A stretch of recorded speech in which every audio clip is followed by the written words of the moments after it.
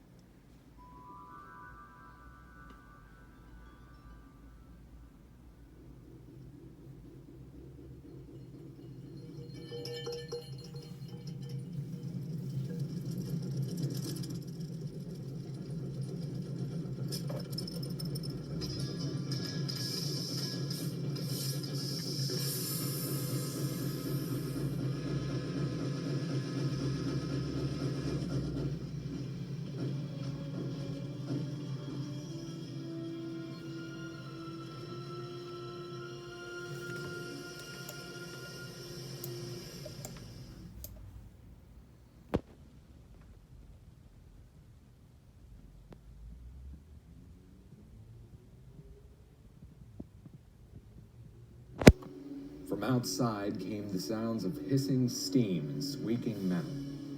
I looked through my window and saw a train standing perfectly still in front of my house. It was wrapped in an apron of steam.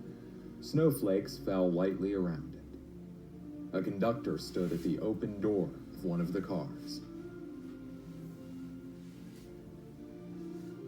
"All aboard," the conductor cried out. I ran up to him. "Well, are you coming?" "Where?" I asked. "Why, to the North Pole, of course. This is the Polar Express." I took his outstretched hand, and he pulled me aboard.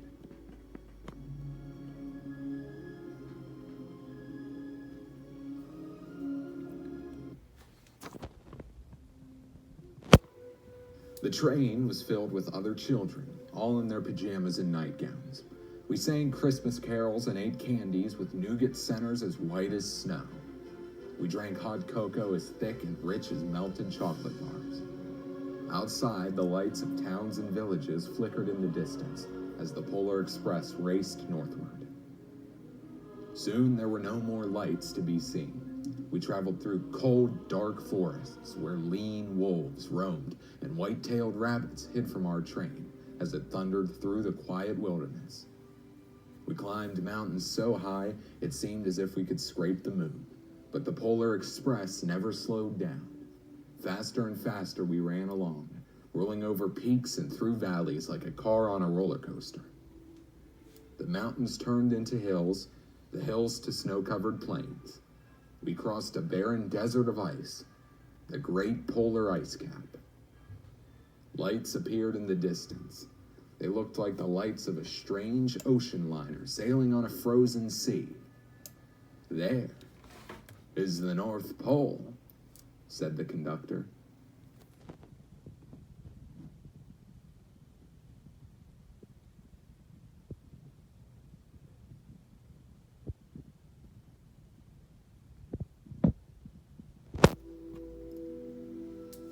When the Polar Express could go no farther, we stopped and the conductor led us outside.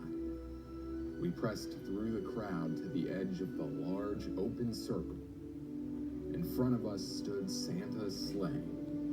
The reindeer were excited. They pranced and paced, ringing the silver bells that hung from their harness. It was a magical sound, like nothing I'd ever heard. Across the circle, the elves moved apart and Santa appeared. The elves cheered wildly. He marched over to us. One by one, he went through all the children lined up to receive the first gift of Christmas. He went through everybody until he finally approached me, pointing at me. "And speaking of gifts,"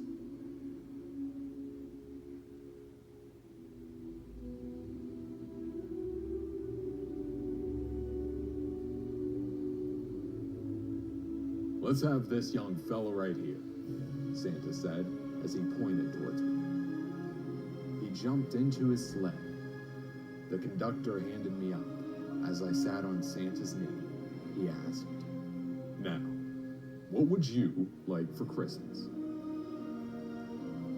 I knew that I could have any gift I could imagine, but the thing I wanted most for Christmas was not inside Santa's bag. What I wanted more than anything was one silver bell from Santa's sleigh.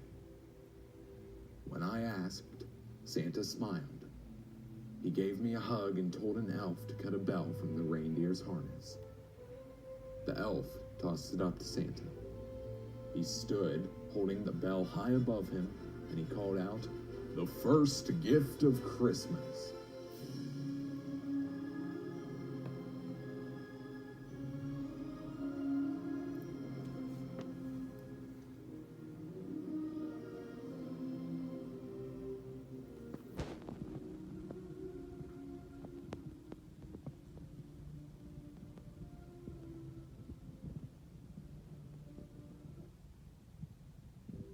As soon as we were back inside the Polar Express, the other children asked to see the bell.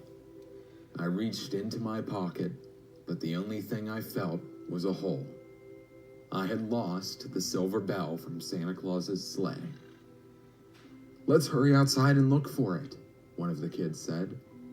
But the train gave a sudden lurch forward and started moving. We were on our way home. It broke my heart to lose the bell.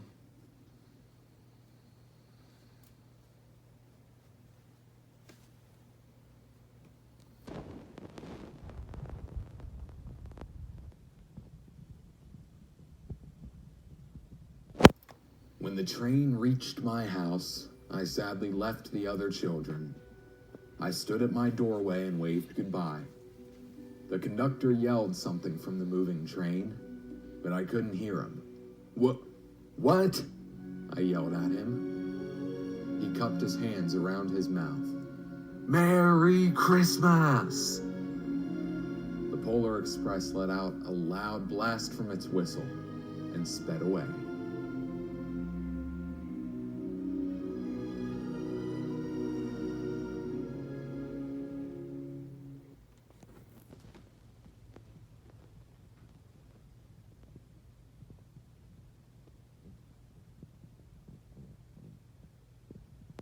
Christmas morning, my little sister Sarah and I opened our presents. When it looked as if everything had been unwrapped, Sarah found one last small box behind the tree. It had my name on it. Inside was the silver bell. There was a note. "Found this on the seat of my sleigh. Better fix that hole in your pocket. Mr. C." I shook the bell. It made the most beautiful sound my sister and I had ever heard. But my mother said, "Oh, that's too bad." "Yes, it's broken," said my father. When I'd shaken the bell, my parents had not heard a sound.